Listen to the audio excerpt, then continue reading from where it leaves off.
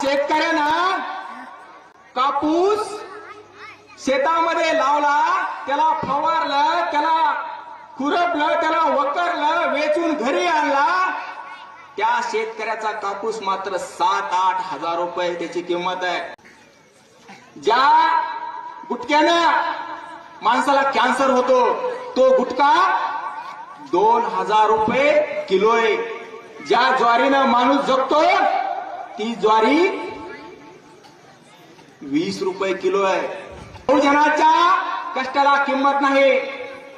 तर माधुरी दीक्षितचा पिक्चर जर बघा गेला तर माधुरी दीक्षित त्या समोर स्वतः नसती, तिचं आपल्याला चित्र दाखवलं जात आहे, पण तिथं तिकीट आपल्याला अगोदर काढलं जात आहे. पण डोंबऱ्याचं लेकरू जिवंत तारीवून चालते, तिथं तिकीट अगोदर काढावं लागत नाही. हे त्याच्या कष्टाचं अवमूल्यन आहे.